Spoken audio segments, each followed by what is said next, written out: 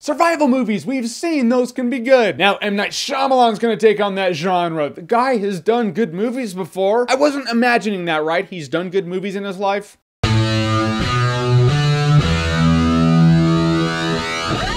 After Earth. So After Earth is set in the future. Will Smith is this really stoic, emotionless soldier, and his son in real life, Jaden Smith, plays his son in this movie. After that, they crash land on this planet full of predators. Will Smith's legs have been broken. He can't go out there and help Jaden Smith because they gotta, go find the tail section of the plane. Who knows? There might be survivors in the tail section of the plane that'll last for about one season. They need to get a beacon from it, but Jaden Smith's the only one who can go. Jaden Smith has that little Omni tool from Mass Effect, so Will Smith can talk to him through there. Now we have our adventure. By adventure, I mean slow survival movie with Will Smith's kid in it. The premise of this movie's cool enough. There are predators out there, it's a really dangerous wilderness environment. Jaden Smith has to survive. And if it had better direction and better execution, it would actually be good. As it stands though, this movie was boring. The underlying tone of the movie is the fact that Jaden Smith's character and Will Smith's character are gonna bond as father and son because Will Smith is really distant, which makes him very boring. Will Smith brings all he can to the table. You can see a couple of moments of conflict where he's like, I'm not supposed to be emotional, but I am. All in all though, it's almost like M. Night Shyamalan was like, all right, Will Smith, just imagine you being Mace Windu in the prequels. Yeah, he was kind of boring, out of touch. These are the only two characters we have basically in the entire movie. The fact that 50% of that crew is boring and out of touch, and the fact that the other half is uninteresting and not really as good of an actor as the guy playing the boring guy. Will Smith's son is not as good as him. That's not good either. His name is Jaden Smith. It should be Jaden gonna get work no matter what. He's a legacy child. Directors aren't gonna be like, no, I don't want you in my movie. But the fact is, he has a little bit of work to go before I can be like, oh, he's a great actor. Jaden Smith needs a director who can show him how to be all he can be. A director that can help him hone his craft, Pairing Jaden Smith up with the director of The Happening. Did you guys see the acting in there?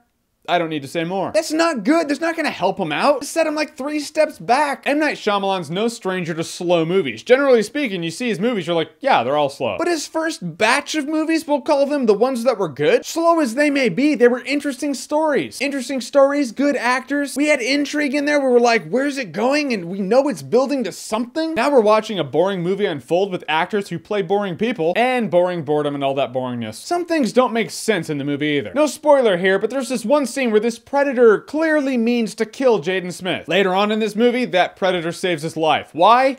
I have no idea. I saw the movie and I just don't know. You can almost argue that Jaden Smith kinda helped it out, but not really. Predators don't see shit that way. They're not gonna be like, oh hey, thanks for doing me a solid, man, I owe ya. I'm an animal. I see you again, I'm gonna be like, hey, food, there you are. And now you're dead. I just see things like that as convenient ways to get the characters out of tough spots. So one of the premises in this movie is Jaden Smith is supposed to conquer his fear. That's how he's gonna grow as a character. And he'll become just like Will Smith, someone who has already conquered his fear, but Will Smith is an emotionless asshole. So apparently this movie goes on the premise that in order to conquer your fear, you're supposed to become an emotionless asshole. So we're rooting for this kid to become an emotionless asshole like his emotionless asshole father, yet we're also supposed to care about their father-son bonding experience. Something that emotionless assholes aren't supposed to care about, so why should we? You have conflicting messages right there. Now I'm gonna give you a spoiler warning here. I'm gonna talk about the end of this movie. If you don't want the spoilers, cover your ears, and when you see this spoiler warning go away, spoilers are done. There's just something at the end of this movie I can't get over, and I just don't like it. And I just want to tell you how I think they could have made it better. In the really abrupt and sudden ending in this movie, Will Smith and Jaden Smith, they both live. Jaden Smith sees Will Smith stands up off the table, and then he salutes his kid. Then Jaden Smith runs up, they give each other a hug, you see a tear come out of Will Smith's eye. Alright, I get it. But that just bothers me. The fact that Will Smith stands up and his first reaction is to salute his kid like a soldier shows me that their father-son bond, the thing that we're supposed to be rooting for through this entire movie, it hasn't been growing at all, and it hasn't grown. Will Smith saluting Jaden Smith, all that shows me is that Will Smith respects him as a soldier, but that's it. I thought we were supposed to root for their father-son bond. I thought we were supposed to watch that grow. How about this scenario? Will Smith stands up, runs over to Jaden Smith, gives him a hug. They both embrace that, and then Jaden Smith pulls away, and then he goes to salute his dad. His dad grabs his hand, puts it down, and then Will Smith salutes Jaden Smith. That shows that Will Smith's first reaction was to be a loving father, not a soldier, which would be new, which would be growth, and that he does respect Jaden Smith as a soldier also. But the soldier aspect is second. The father aspect, that's first. Family values, mom would be proud. There there you go. But no, we're stuck with the fact that Will Smith respects Jaden Smith as a soldier. And if you're gonna say that embrace and tear out of Will Smith's eye is his growth, you could argue that actions speak louder than words. The fact that he saluted him first shows that he just views him as a soldier. That whole tear thing is probably something Will Smith will just pass off as a momentary weakness, a lapse in judgment that he will never allow to happen again, because he's a hard individual. I don't know, that shit just bothered me. I like a good survival movie as much as the next guy, but in the end, the only survival scenario is how long I can actually sit through this movie. The more I talk about it, the more I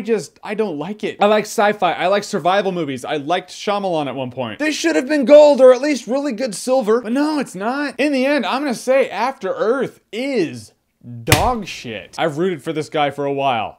I think I gotta throw in that towel. All right, After Earth, have you seen it? What's your favorite sci-fi movie that's not, you know, Star Trek or Star Wars? Something else that's like, oh, sci-fi, that's a cool one. And sometimes I forget about that one. Whatever it is, comment below, let me know. And as always, if you like what you've seen here and you wanna see more, click right here to see more.